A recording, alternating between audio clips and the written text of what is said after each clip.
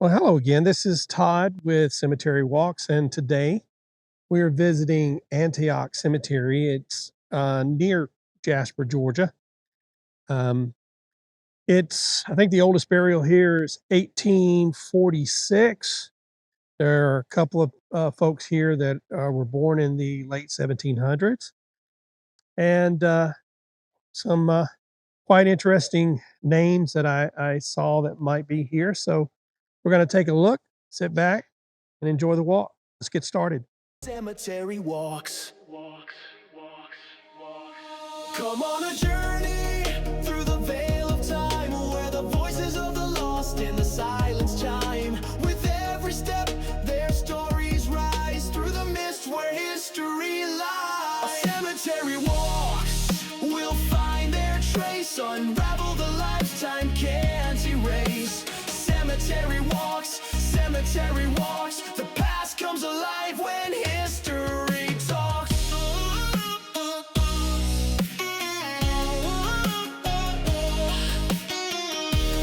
Cemetery walks.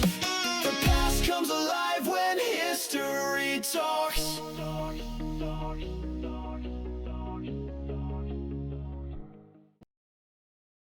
As you can see, there are a lot of fieldstone markers and just, you know,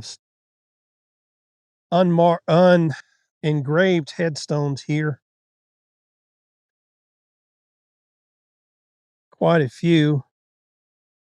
In this particular instance, it's going to be difficult to know exactly where you're stepping versus, what's a headstone and what's not.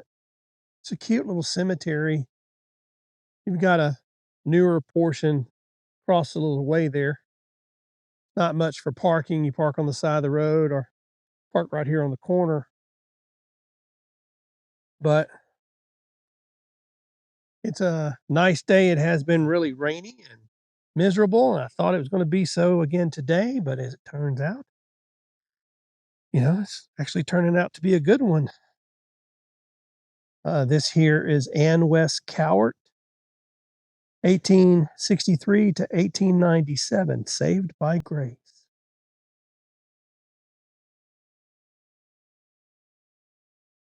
And y'all know I love very old headstones. Also, keep an eye out for military headstones as well. You can see this entire line here and a few here where all there are fieldstone markers.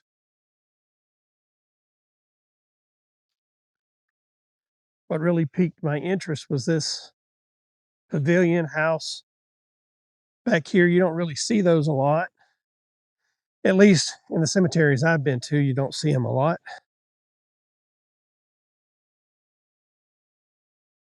And this looks to have been right here a faux vault made of brick has fallen. It doesn't look like there are any markings on it to let me know who it might be. We'll get over there in a second. We have, see if I can. Oh, I can't get it to stop. There we go. Oh, this one's really, this is 1823 is when they were born. I'm trying to figure out the name. It looks like an M.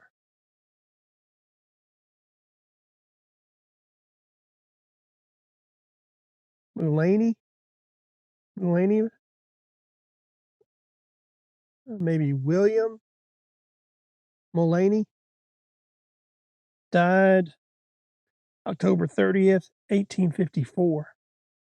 So October 29th, 1823, October 30th, 1854.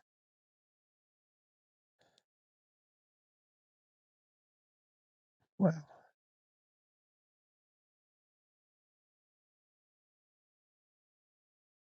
Mullinax. Here's Mullinax. That might be Mullinax as far as I know. We have Jimmy Mullinax, September 1st, 1894 to March 26th, 1969, and Beulah, October 12th, 1896 to January 26th, 1921.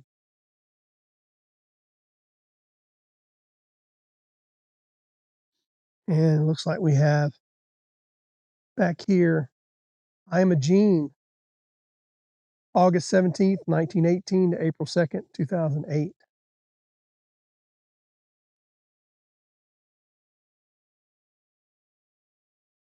Looking to see if there happens to be any graves back here in the wooded area.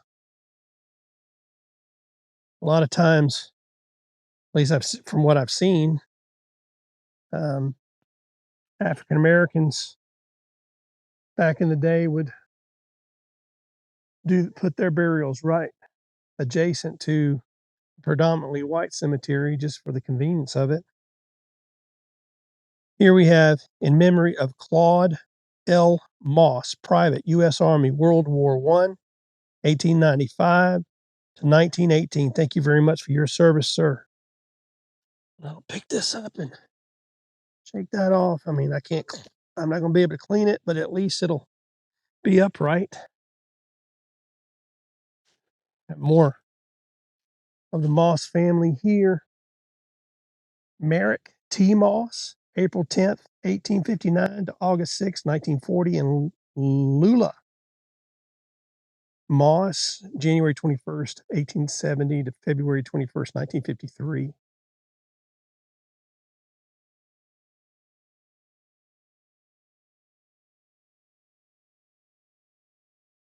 And more of these stone markers here. I've seen these in a few cemeteries that were founded in the early to mid 1800s. These wooden gazebo like structures, like the one pictured here, are often called grave houses or grave shelters. These are small, often gabled, open sided, or enclosed wooden structures built over individual graves or family plots. They're especially common in Appalachian, southern, and rural areas of the United States, particularly in places like Tennessee, Kentucky, Georgia, Alabama, and North Carolina. These structures reflect a blend of Scots-Irish, African American, and Native American burial customs. They sometimes symbolize a belief in sheltering the soul or protecting the grave from natural elements. Most likely, they were built for practical purposes, such as protection from the weather, rain, animals, and erosion. Also, they represent a grave more distinctly marked in times when formal stone markers were expensive or unavailable. Wonder who these are. See if I can get the flashlight out. And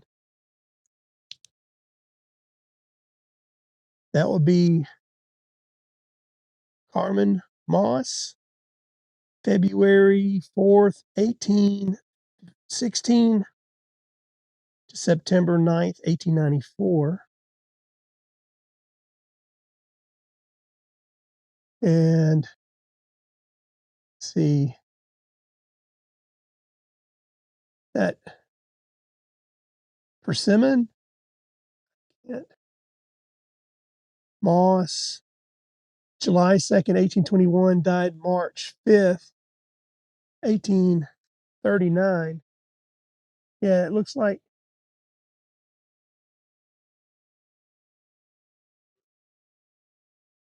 Persimmon, maybe.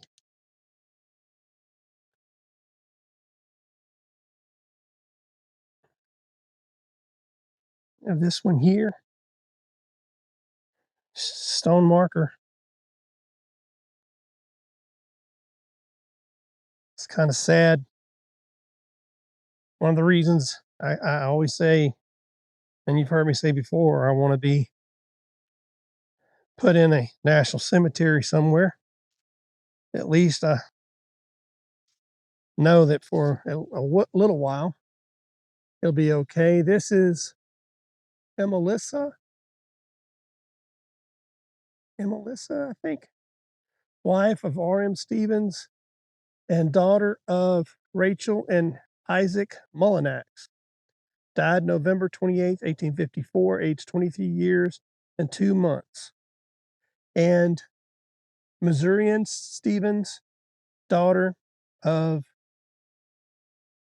Emelissa and B.M. Stevens, died June 29th, 1853, aged 2 years, 2 months, and 12 days.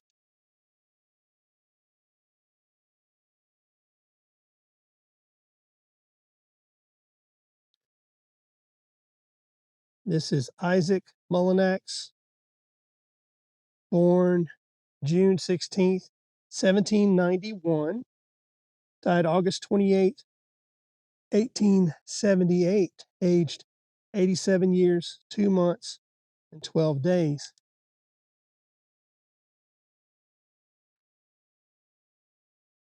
Here's I think this is the other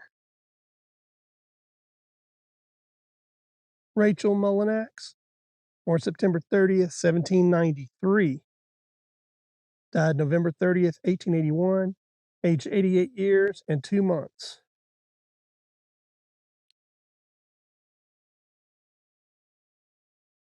And just for curiosity, Sarah Lowry, born February 24th, 1763, died August 31st, 1852.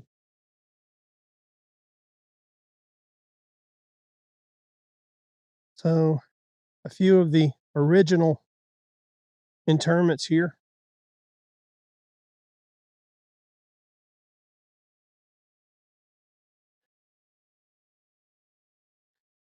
These all look more modern. Buckner, Regina Kyle Buckner, February 17th, 1928 to December 11th, 1977.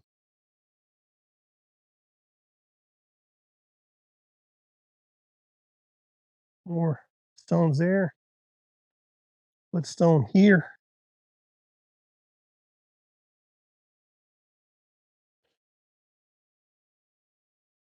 We have the Millsaps here. Robert Paul Millsap, Georgia Tech 5, U.S. Army. World War II, August 18th, 1922 to March 8th, 1968. Thank you very much for your service, sir. And Magdalene Hefner Millsap, November 18th, 1922 to July 21st, 2014. Let's see here. In memory of John Farmer, born, they didn't put his birth date there, born 18 something. Yeah, they didn't do that.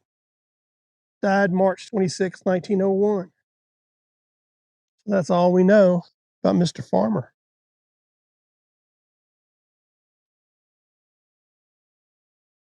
This is one of the ones I was looking for.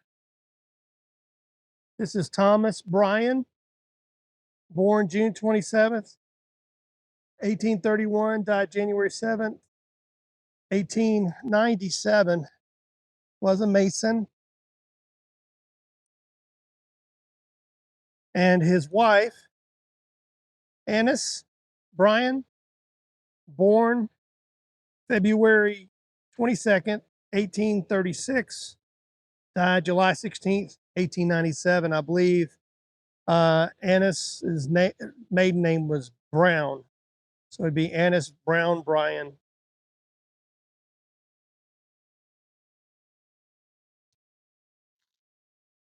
Usually you can't go wrong with a flag.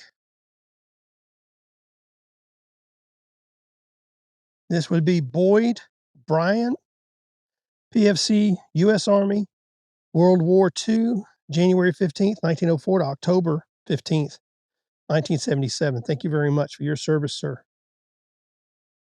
And Sarah J. Sis, 1860 to 1953. This would be Rachel Lula Bryan, November 4th to November 4th, 1867 to July 29th, 1952.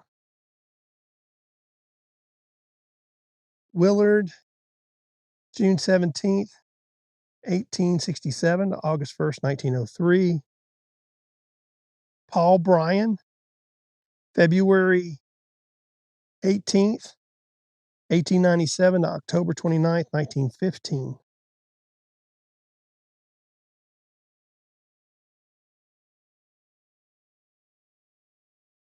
Real daughter, Mary Caroline Roberts Griffin, May 7th, 1822 to August 29th, 1904. This must be the Griffin plot. We have a VA marker here. This is a Confederate marker, J.J. Free, Company H, 30th Georgia Infantry, Confederate States Army. Thank you very much for your service, sir. And like I always do, I don't really care, at this point in history, which side you were on. It matters to me more paying respect to a fellow soldier, regardless of what your beliefs were at the time. Erastus Thomas Tatum, Georgia, Private, U.S. Army, World War II, September 7th, 1909 to November 26th, 1961. Thank you much for your service, sir. And let's see. Here we go. In memory of Ralph, son of John A. and Mary M. Farmer, born October 29th, 1896, died September 17th, 1907. Barely hitting 11 years old. And this would be Willie, son of John and Mary Farmer, born January 30th, 1893, died August 14th, 1903.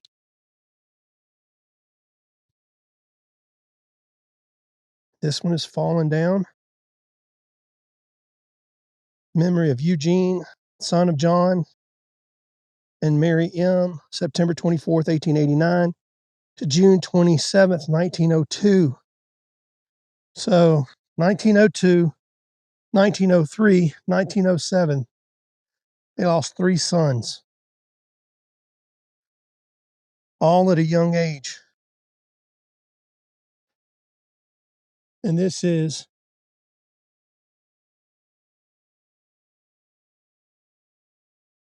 infant son of John and Mary Farmer, 1901, died 1901. Wow, 4. I cannot imagine. And we have Paul Bruce, Private, U.S. Army, World War II, March 20th, 1921 to January 23rd, 1976. Thank you much for your service, sir.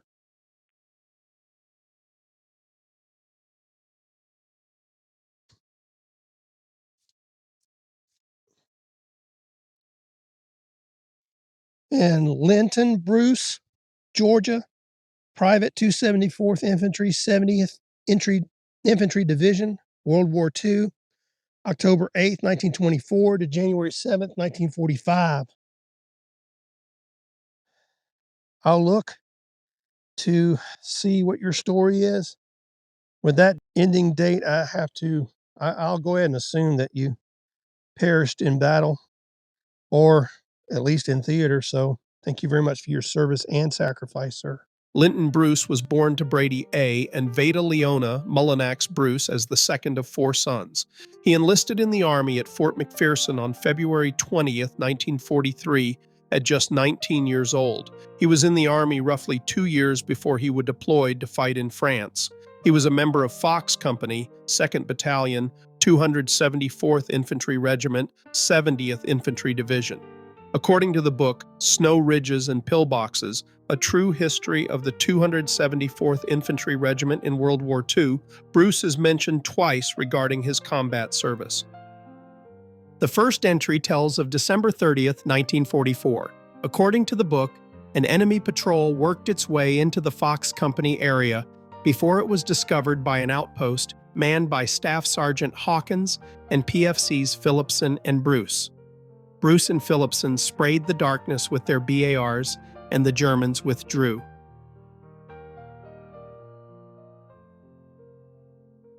The second and only other entry about Bruce came from a PFC Fenstermacher. On January 6, 1945, while fighting to retake Wingen, his platoon was held down in a ditch by enemy fire alongside a railroad, with Germans firing down into the ditch from the upper floors of a house directly across from them. He stated, "We tried to move forward, but couldn't. Bruce, our scout, was killed right away. Deadly machine gun fire made it simply suicide to raise your head.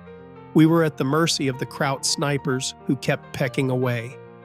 Linton Bruce was in France only 28 days when he lost his life. This photo of soldiers from the 2nd Battalion, 274th Infantry, was taken on January 7, 1945, in Wingen, after the town's recapture by U.S. troops. It was the day after the official casualty date of January 6, 1945, when Private Linton Bruce perished and made the ultimate sacrifice. Well, that's going to wrap up our visit here at Antioch Cemetery here in Pickens County near Jasper. Hope you enjoyed it. Thank you very much for being here with me. Don't forget to comment, like, and subscribe to the videos. And we'll see you on our next walk.